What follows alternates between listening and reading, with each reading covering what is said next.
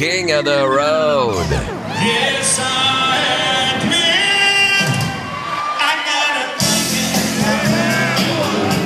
She's always on my mind.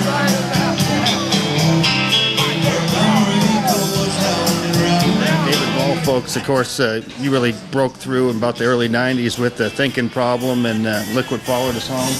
Yeah. That was the title track, and had a lot of success with that. And back in 2001, Riding with Private Malone. Bam!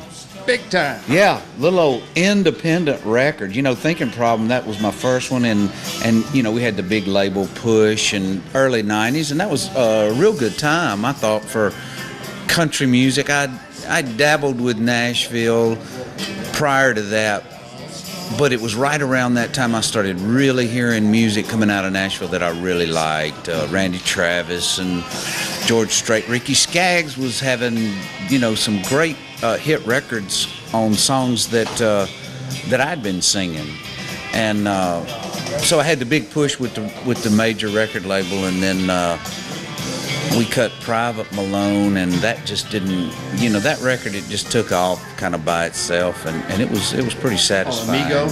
Yeah, it was on the Migo, the title of the record, and that was the first record I did that was me and a buddy went into the studio, which was in the basement of a friend's house, and you know, really just kind of goofed off for about 4 days. I had the songs, pretty much everything together, but you know, we just piddled around and made a record, and that's the great thing about Nashville. Boy, there's some playing son of a guns up there. They can put it together. Did you write Private Malone? A friend, that buddy of mine that I went in and did the CD with, he wrote it, and he wrote that. Wood Newton and Tom Shepard wrote that song, and it they played it for me right in the middle of when we were doing this record, or I heard about it, and I thought, man, that's a wild idea. I've never really heard anything quite like that.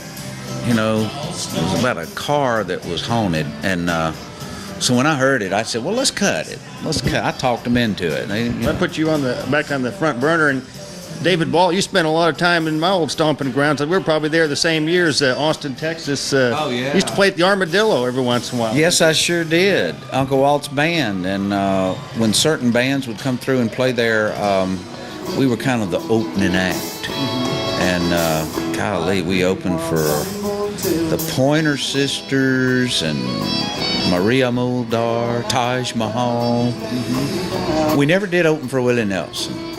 But I think we did a show with Willie. Unique place. It was great. All kind of music. Yeah. All kinds of stuff came through there. Did you want to say anything else? Well, I like your hat. I wanted to compliment you. I was going to ask you that because you made a comment 10 years ago. That's the last time we met. You meet so many people you don't remember. But I was wearing this hat. It was a different. It was one of the earlier versions. Earlier versions, yeah. It's kind of evolved a little bit. I thought maybe you'd polished it up or something because it's got some whang to it. Some new plastic up there, but yeah. I think the comment you made, I don't know if you remember this, it says, I asked you what you thought of it. Tell me what you think of it now. I like it. What was my comment last? You said, well, I think it looks a little funky. Did not. That doesn't sound like me. You said, I think you got to go with the hat or just with the crown, but I don't know about the two together. Now that makes sense. Yeah. But since then I've loosened up a lot. Yeah. I'm more open to things. You've seen it all now. Yeah, I've seen it all, I tell you. But it's great to be back down here. I'm glad you're here in Louisiana now. This is nice. You live in Texas, I guess. Yeah, Beaumont. Yeah. You just hopped the line, huh? Mm-hmm. Yeah. All right, King. Nice to meet you again. Good to see you.